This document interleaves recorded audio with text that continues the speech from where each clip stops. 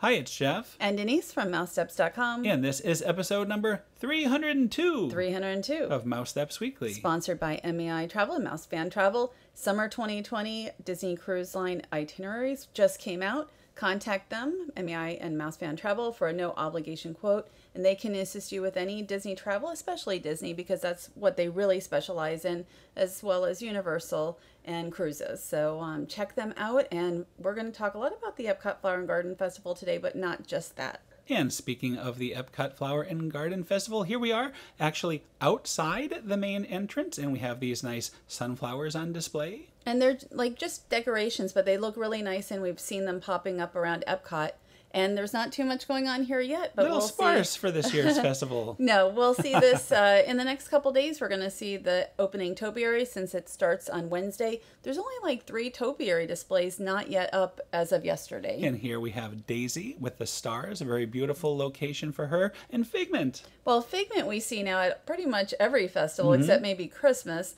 He started a few years ago for the Epcot International Festival of the Arts, and then went to the festival, the Flower and Garden Festival, and then the Food and Wine Festival. Oh yes, with his chef's hat. So he is his Figment gets around more than ever. He's the festival king. So here we are, and we're just looking at the what a beautiful day. Beautiful day it was yesterday. It was almost 90 degrees yesterday by the time we left Epcot, I think.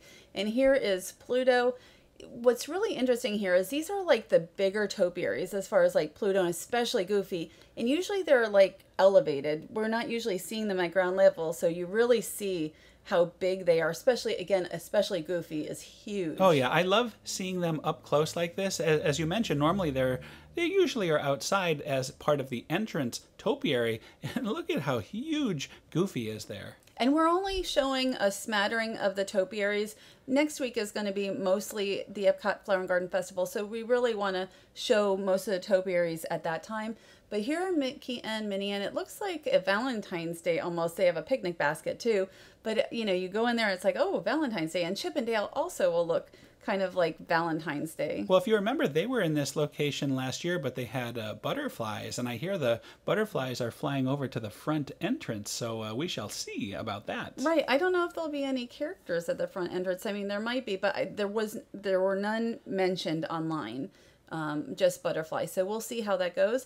And here is Donald. We've seen Donald moving about for the last few years since they put the bee on his forehead. Yeah, he always seems to have a problem with that bee. Very irritated with him. Is that with it? Spike the bee? I don't. Wouldn't it be funny if it was? It might be. And there's Chip and Dale. So more Valentine's little motif here. But can you see like Chip's like, no, Dale, you can't have any candy. And then Dale has his hands out like, what?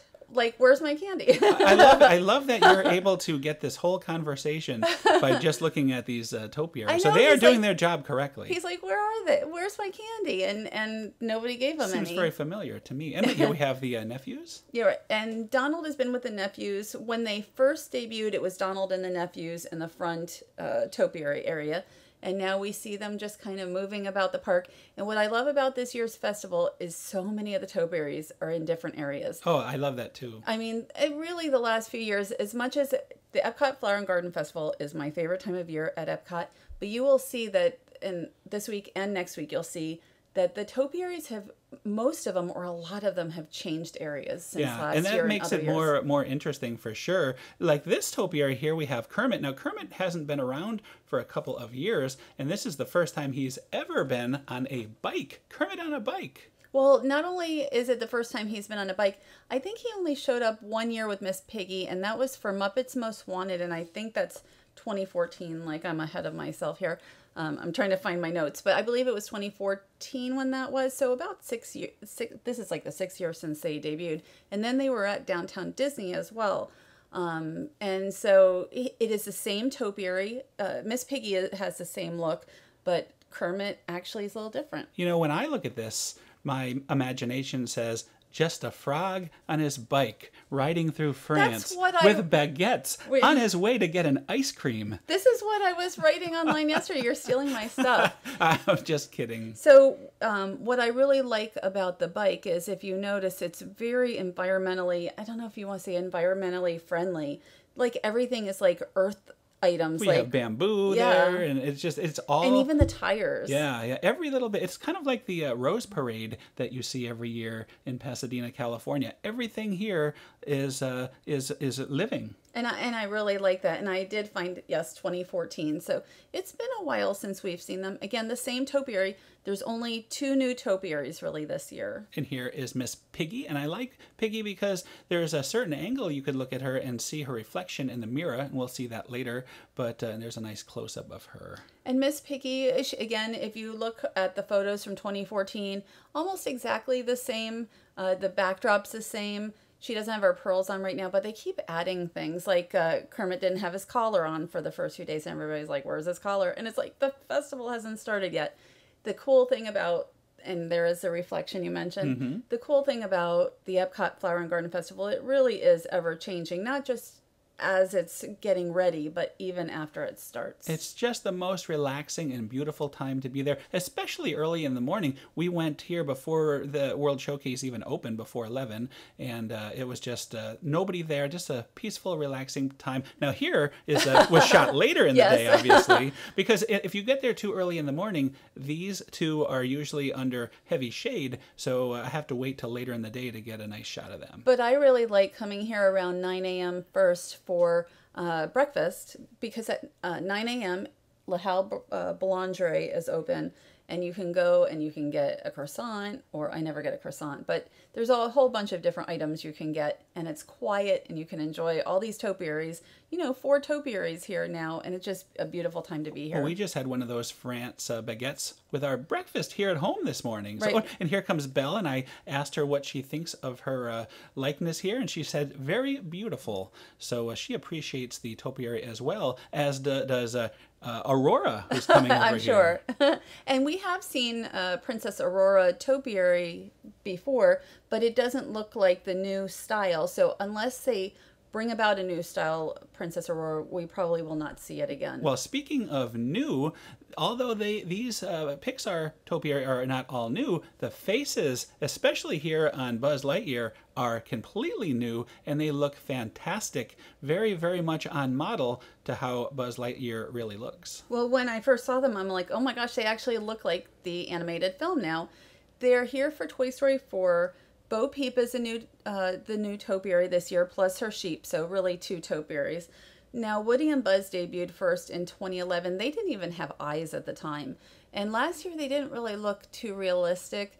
And this year, they look absolutely terrific. And they really kind of had to do that because for Bo Peep, so they all sort of looked the same. Yeah, you can't have a perfect stylized Bo Peep and not the matching characters. And I mean, even for when they came out in 2011, for that time frame, they looked really good. But, for now, they look kind of primitive. So now you can really see, like, the Tom Hanks, character in the face. And the sheep, too. The sheep, they somehow remind me of Shaun of the Sheep, though. That's what I thought. They're very, very nicely done there. And that's what I saw. I saw them. I'm like, Shaun of the Sheep. And somebody on my Instagram also said that. So I just thought that was interesting. It's really that style look. So it will be interesting to see them in Toy Story 4. The playground here for kids is themed also for Toy Story 4. I didn't go into there too much. There was kids inside. You went in just, like, I got a few pictures.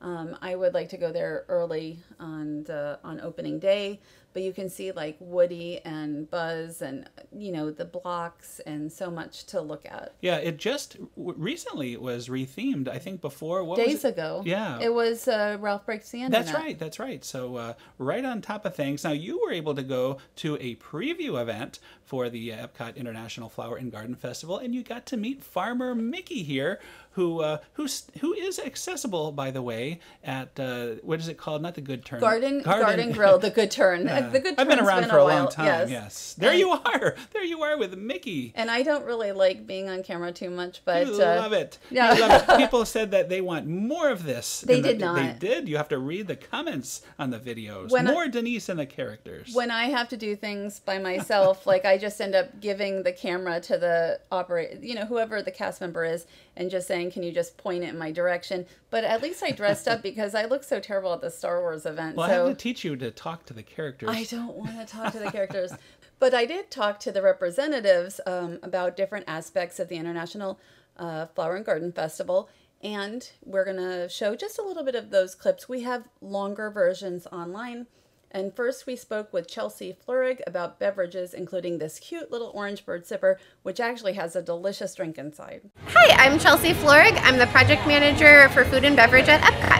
And we're talking about the different beverages here. Can you tell us a little bit about what we're seeing? Of course. So today we're talking about the Epcot International Flower and Garden Festival. It's really highlighting the colors and flavors of springtime. We have a returning guest favorite with the Frozen Desert Violet Lemonade. It's actually been on our menu since we started adding food and beverage to the Flower and Garden Festival a couple of years ago. This year we have some merchandise that is inspired by the drink, so the same kind of purple color. There's a shirt and some ear headbands, very cute. This is our non-alcoholic blood orange aqua fresca, and it is at one of our new outdoor kitchens called Flavorful. We have 4 new outdoor kitchens this year. Another one of them is Trowel and Trellis, and this drink we're featuring is our Bloomin' Blueberry Lemonade Ginger Tea. This version has vodka in it. That was very good. Also have a non-alcoholic version. And you get, for the alcoholic version, you do get to keep the souvenir mason jar. And speaking of souvenir cups, we have our cute little orange bird who will be filled with an orange cream slushie that I think tastes like a creamsicle and is delicious. It's very smooth, more like a milkshake than, not like the violet lemonade. Yes, very creamy. And he will be located at the Citrus Blossom, which is another one of our new kiosks. So we're very excited for all of our new offerings and our new concepts this year. In Arbor, which it will be at Odyssey, we have a cider flight that we were showcasing today, and it is hard cider, and it's a little bit different than your traditional apple hard cider. We have a blackberry flavor, a strawberry flavor, and a key lime flavor. So really, again, those fruit-forward flavors we want to celebrate. And then our beer flight we showed today is from the Smokehouse, and this is actually a returning item as well. These beers are very unique. They are all brewed especially for Epcot, and so they can't be found outside of the park, which is really neat. Our guests really enjoy having, you know, something exclusive here, that we've worked with the local breweries to come up with those offerings for our guests. That's really nice. Yeah. So thank you very much. We really appreciate it. You're very welcome. Actually, the only one that we cut down, that you cut down, was the merchandise one, right? And because it was in 3 parts, yes. Right, and also because it's about 6 minutes long. So I spoke to Will Dasso, and he's fantastic, and he knows all about all the merchandise. And we're just showing, what, about 2 minutes of the 6 minutes. But you can go to the video online if you want to know more about the Epcot Flower and Garden merchandise. And we will be there in person on Wednesday to get the Figment merchandise that he's going to talk about at the end of this little clip. So anyway, here it is. Here is our 4th chapter in the story for International Flower and Garden Festival. This is our Violet Lemonade capsule collection. We're really excited to be able to tie something in so closely to one of the food and beverage favorite items. You can see here we have beautiful and unique mini headband ears. Take a look at the side on the detail. We've got, of course, the festival name on the side and sparkles all over those ears. And what better to wear it with than the second Spirit jersey? We talked about that earlier. So this one has our tagline of this collection, which is "Put a little zest in your fest." There's also a nice corresponding bag that you could wear, and look at this, it actually has confetti built in to the sides of it that, again, is really going to catch the sunlight when you're out there in the park enjoying a violet lemonade, and even a nice little cup to go along with that. So a lot of fun ways to celebrate your love of violet lemonade, and we know so many guests do like it. The 5th chapter of the story, we don't have the pieces here to show you today, so you're going to have to come out in person to International Flower and Garden to see it. It's going to be a Figment collection, and we know that so many guests love that. So Figment, let your imagination grow wild. We're going to have a couple of pieces of that, as well as a 3rd magic band that's limited edition of 2,000 pieces and is a pass holder exclusive magic band. So make sure to turn out and check that out if you're interested. Thanks so much for spending time with us, and we'll see you on March 6th. And one of the interesting things he also spoke about was Spike's pollination exploration, the scavenger hunt, and he shows the patches that are the prizes this year, which are similar to last year but different. So I plan to play that. We will definitely do that on a Wednesday. Definitely check out the full video. Again, he's really good about talking about everything, so I'm really happy about that. I see food. Yes, and I spoke with Chef Wade Kammerer a little bit about the food. I mean, there's dozens and dozens and dozens of items to eat at if you would like to purchase it at the Epcot Flower and Garden Festival. But we just looked at a handful of items, so he spoke to me here. My name is Wade Kammerer. I'm the chef for Epcot International Flower and Garden Festival, and I'm here to tell you about some of our 14 outdoor kitchens that we're showing off this year. So could you tell us just a little bit about at least some of the items here? Of course.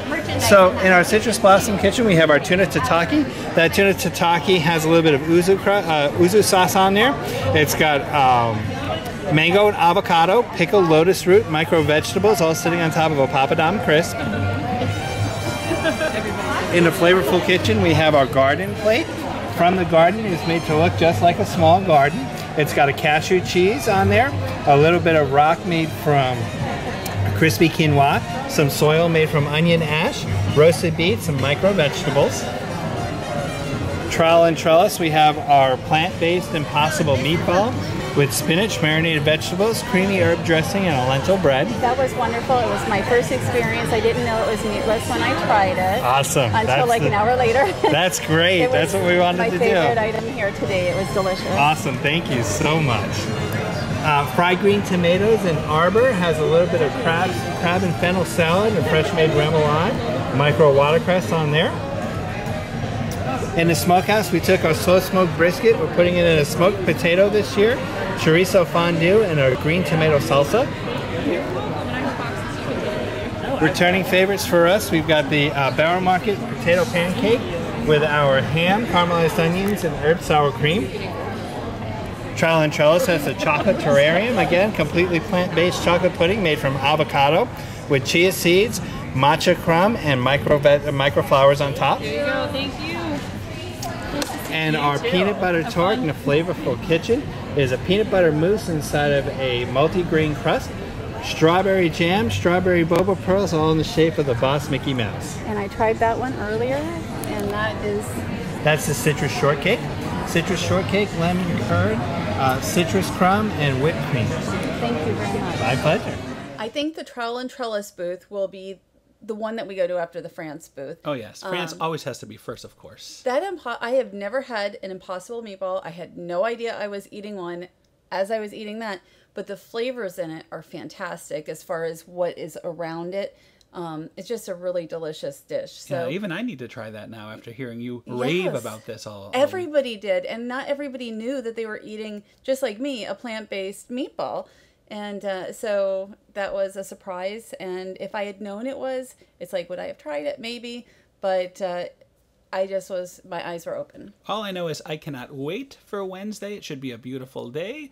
And we'll have a lot more from the Epcot International Flower and Garden Festival next week. And Mardi Gras. And Mardi Gras, too, so, which is tomorrow, I believe. Oh, my gosh. No, not tomorrow. Tuesday. Fat Tuesday. Tomorrow we're going to see Captain Marvel. That's right. And now I'm seeing a kimono dragon, and that can only mean one thing: Busch Gardens. But we were really there for a special announcement, also for the kickoff, kind of a kickoff of the 60th anniversary. And also we spoke with Andrew Schaefer briefly about Tigris.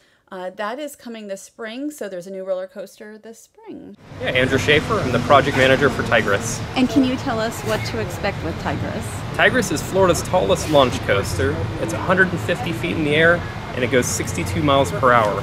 It's a triple launch coaster, meaning that it's going to launch you forward, launch you in reverse, and launch you forward again. And that process all happens right through the middle of the station. So it's a pretty exciting view from the guests waiting for the ride. Totally different than any of the other coasters that you have. Totally different than anything else that we've got here in our park. And it's going to be a great addition to the other thrill attractions that we've got here. Where about is it going to be going?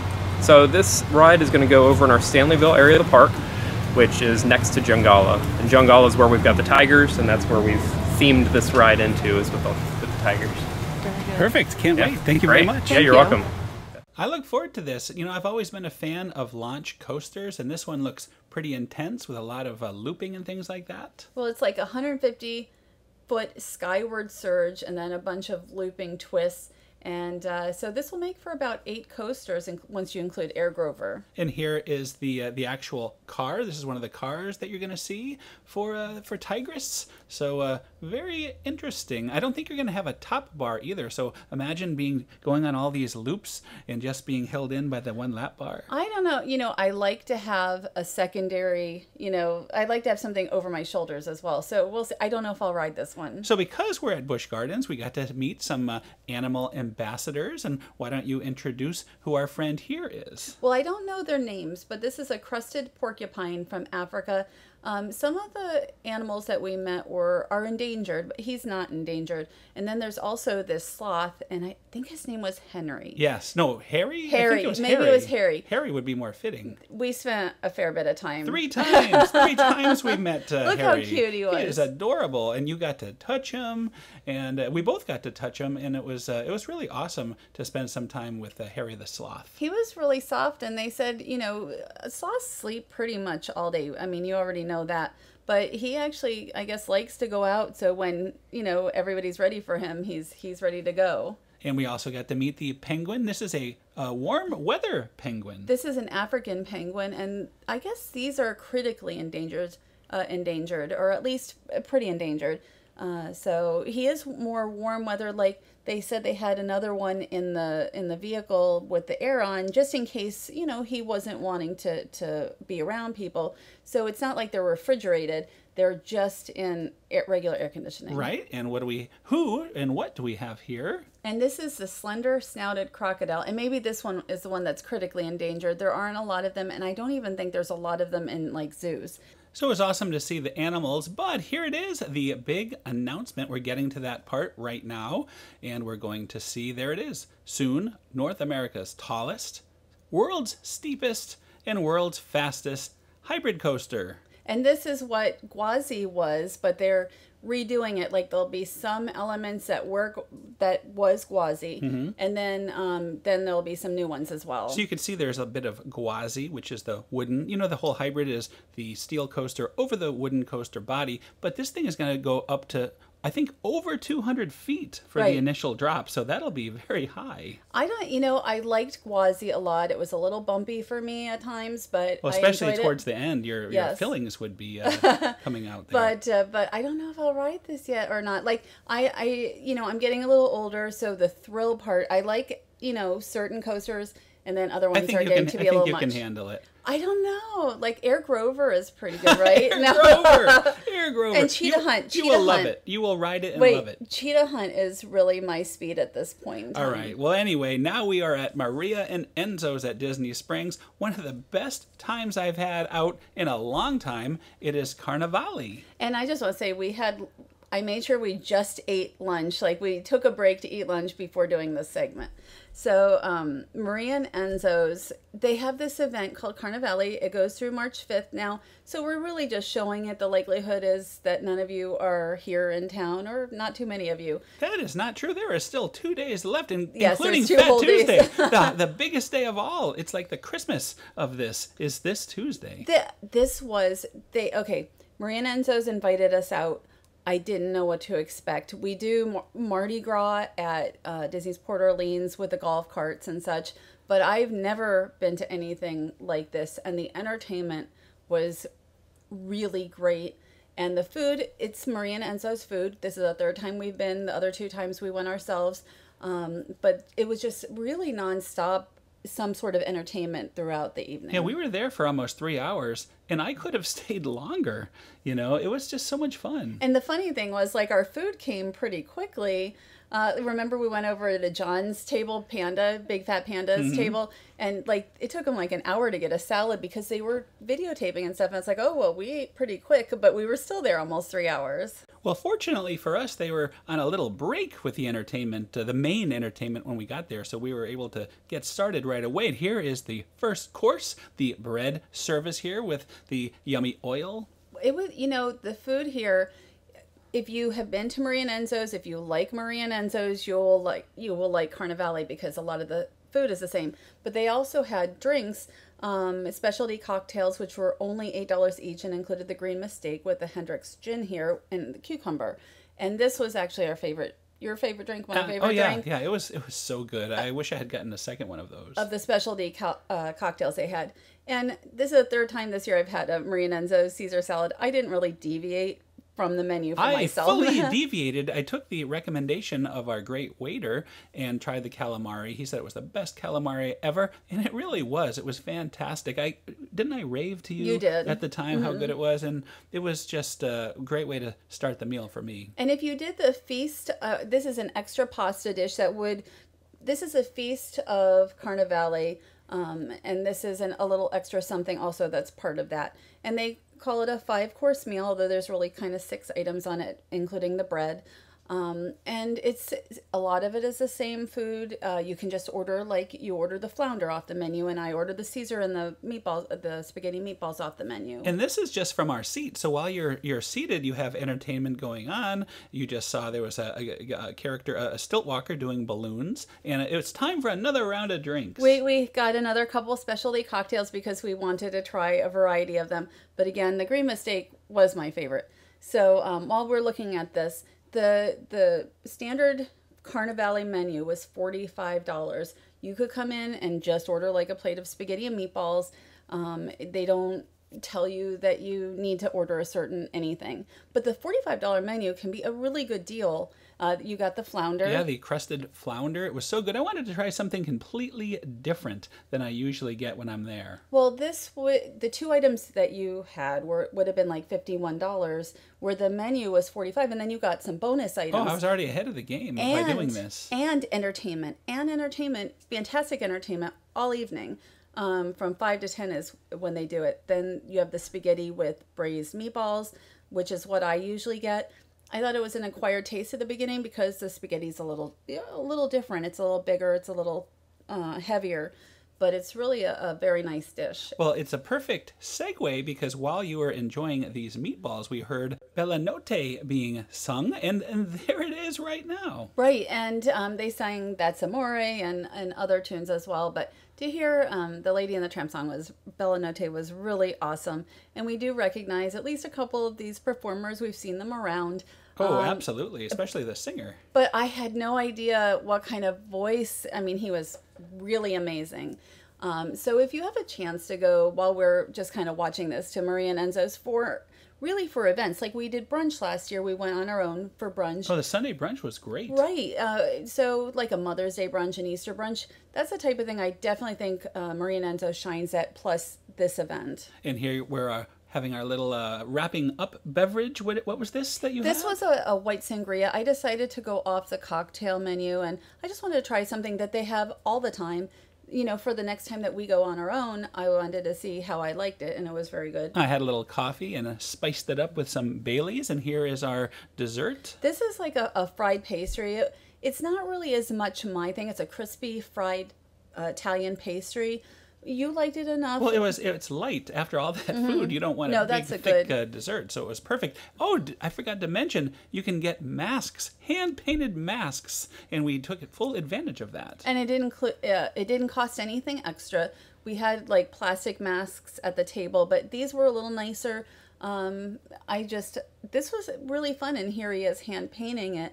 I really enjoyed this. I mean, the entertainment.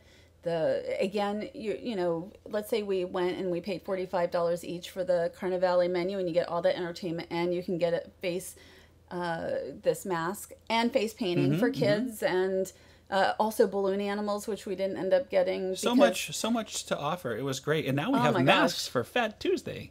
That's true, but I don't think I'm going to be wearing it. But you know, while we were there, even 2.5 hours in, I'm like, I hate the thought that I'm going to be leaving now because it was so much fun. So if you see Marie and Enzo's is doing Carnivale in the future, or if you're on property now in the area and you've got a couple more days, I just thought it was more fun than almost anything I've done lately. Yeah, best night out I've had in quite a while. And believe it or not, that is another show. That's another show. We want to thank our sponsor, MEI Travel and Mouse Fan Travel. We appreciate their sponsorship. Jeff mentioned we're heading to Mardi Gras in a couple days. Tomorrow we're doing Captain Marvel. We'll see Captain Marvel We're also going to stop at the Epcot Flower and Garden Festival to see if but Dopey's of there course. yet. We actually are having a day without going to Epcot today. Are you all right? I am all right. Oh, And then also withdrawals. Tuesday we will not be going to Epcot, I don't think either. Well, you say this. You say this until we see some good topiaries be showing up. You know, there's not that many topiaries coming in anymore. We have the 3 caballeros still to come. We have the butterflies in the front, and if there's anything with them. And then we have Dopey and Snow White, and that's about it. Almost everything else is up already. You know, I am not complaining. Any day at Epcot is a great day, and every day we've gone has been great days. But I am looking forward to Wednesday, which is the official opening day of the festival. And then we'll see quite a lot there. So I'm looking, you know, I mean, the butterfly tent will be open. Miguel will be in puppet form. Like, there's going to be stuff going on all over the festival as opposed to just, you know, the food booths will be open. Everything is going to be, you know, up and running then. And also next week, I think you mentioned earlier in the show, is National Women's Day. I don't know if I mentioned it yet, but that's on Friday, and they're going to be having some special characters and such over at Walt Disney World. So Ray will be meeting with Chewbacca over at Launch Bay at Disney's Hollywood Studios, and I think a little more is going on at the Hollywood Studios, but I kind of want to go over to Magic Kingdom also. Not just, I mean, they have a dance party with some female characters, but they also have a Minnie Mouse waffle. Yes, a mini waffle. Minnie Mouse and I don't waffle. mean a small one either. A Minnie Mouse waffle. Yes. So that'll be very exciting. You can get it with a Mickey waffle, I'm sure. I think in a sundae form. I'm not sure if they have different forms of the mini waffles, but that's something that we could do if we have time. So anyway, thanks again for listening. Have a great week, and we will see you all next week. Have a great week.